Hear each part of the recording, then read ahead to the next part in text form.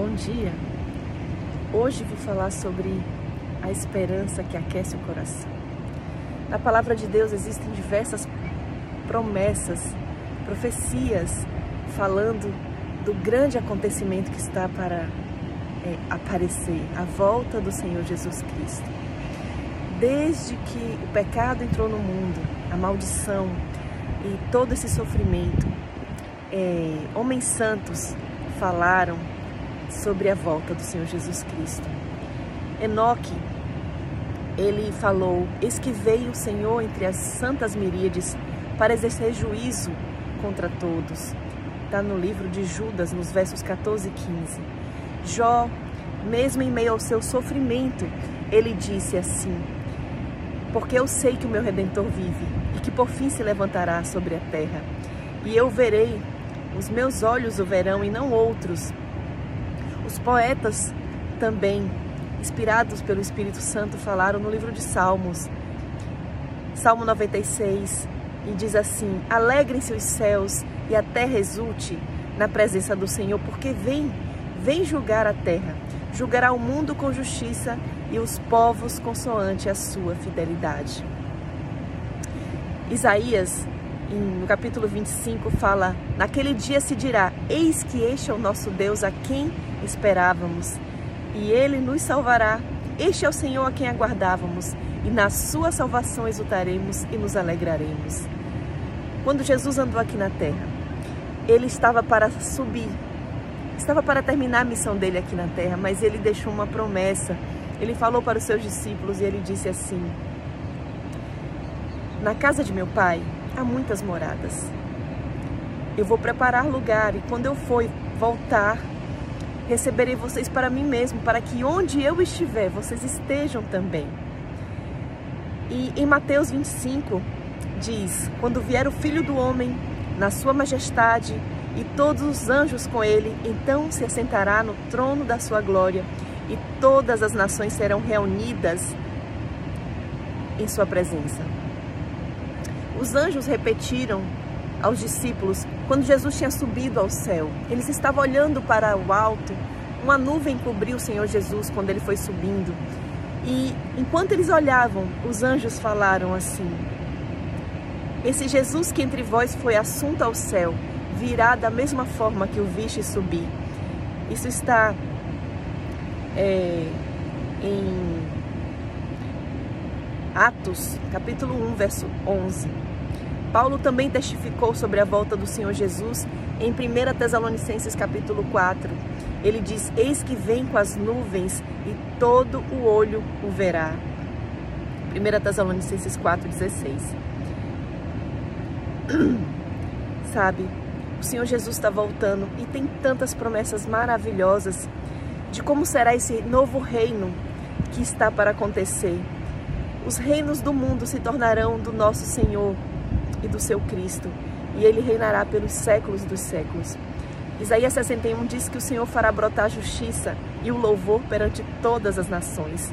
Isaías 51 diz que porque o Senhor tem piedade de Sião e terá piedade de todos os lugares assolados, e fará o seu deserto como Éden e a sua solidão como o jardim do Senhor. Em 1 Tessalonicenses 4,17 fala: consolai-vos, pois, uns aos outros com essas palavras. Quais são elas? Quando fala que quando Jesus voltar nas nuvens dos céus, os mortos em Cristo ressuscitarão. Esse é o momento da ressurreição. Assim como Jesus ressuscitou dos mortos, assim também os mortos em Cristo ressuscitarão. E nós vamos encontrar com o Senhor Jesus nas nuvens. O Senhor Jesus não vai pisar aqui na terra. Ele vai vir com todos os seus anjos. E vamos encontrar o Senhor Jesus nas nuvens e vamos subir para a viagem maravilhosa até onde está o trono do Senhor no universo. Sabe, existem coisas fantásticas que estão para acontecer. E ele diz em Apocalipse 22:20, eis que venho sem demora. E ainda diz: amém, vem Senhor Jesus. Ele está para voltar. Ele ainda não veio porque existem filhos deles que ainda não o conhecem. E nós precisamos levar essa esperança a todas as pessoas. Essa foi a esperança dos mártires, daqueles que sofreram da Idade Escura, dos vídeos que eu venho falando desse período, da Idade Média. aquelas pessoas que morreram esperando o Senhor Jesus Cristo. Mas sabe, a palavra de Deus também fala da profecia, daquilo que iria acontecer antes da volta de Jesus, os sinais da sua vinda. Assim como uma mulher que está para ter um bebê, ela tem sinais de que o neném está para nascer, começam as contrações, às vezes rompe a bolsa, né, e começa a descer a água. Assim também, os sinais da volta de Cristo mostram que Ele está chegando. Em Lucas capítulo 21 fala que haveria sinais no sol, na lua e nas estrelas. E em Marcos 13 diz: então verão o Filho do Homem vir nas nuvens com grande poder e glória. Apocalipse 6:12 fala que viria um grande terremoto, que o sol se tornou negro como um saco de crina e a lua como sangue. E essa profecia ela já aconteceu. A primeira delas foi em 1755. Foi em Portugal, o grande terremoto de Lisboa. Esse terremoto, ele foi de uma imensa extensão. Foi até então o maior terremoto que tinha acontecido. Ele foi sentido não somente ali, mas na África, na América, na Ilha da Madeira, na Suécia, Noruega, Groenlândia. Esse terremoto trouxe depois um tsunami que varreu várias cidades na Europa e na África.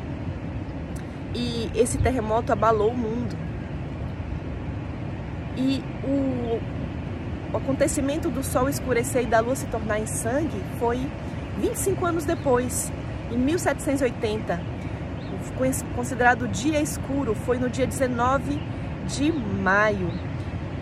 Aconteceu de uma forma que durou praticamente o dia inteiro e até a noite. As pessoas mal conseguiam enxergar. Foi tão intenso que os animais voltaram, né? As galinhas para o puleiro, as pessoas deixaram o seu trabalho e voltaram para casa. Eram trevas estranhas, como se fossem as trevas egípcias, que alguns descreveram.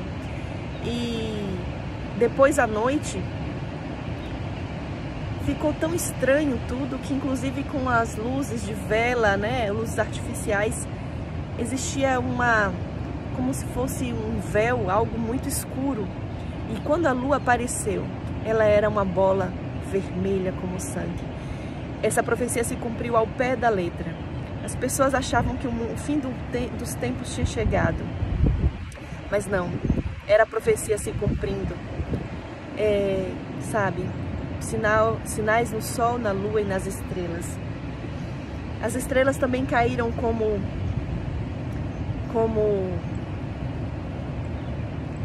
as figueiras que lançam seus figos, né? Aconteceu também essa profecia. O Salvador indicou que essas profecias aconteceriam. E ele disse: acautelai-vos por vós mesmos, para que nunca vos suceda que os vossos corações fiquem sobrecarregados com as consequências de orgia e embriaguez, das preocupações deste mundo, e para que aquele dia não venha sobre vós repetidamente como um laço. Vigiai, pois, a todo tempo, orando, para que possais escapar de todas essas coisas e serem considerados, né, dignos de estar na presença do Filho do Homem. Jesus está voltando e Ele fala que a gente tem que estar esperando, estar vigiando, estar em oração. Ele diz: quem poderá subsistir quando aparecer aquele que é tão puro de olhos que não pode ver o mal e não pode contemplar a opressão? Em Joel 2,11 fala que castigará o mundo por causa da sua maldade, os perversos por causa da sua iniquidade. Ele vai fazer cessar a arrogância dos atrevidos e abater a soberba dos violentos. E nada poderá livrar-nos. Sabe? Ele fala para nós também no livro de Joel, um livrinho pequeno ali no Antigo Testamento, que diz: convertei-vos a mim de todo o vosso coração, isso com jejuns, com choro, com pranto, rasgai o vosso coração e não as vossas vestes, convertei-vos ao Senhor vosso Deus, porque Ele é misericordioso e compassivo e tardio em irar-se. Sabe? Deus está voltando e existe uma tríplice mensagem angélica em Apocalipse 14.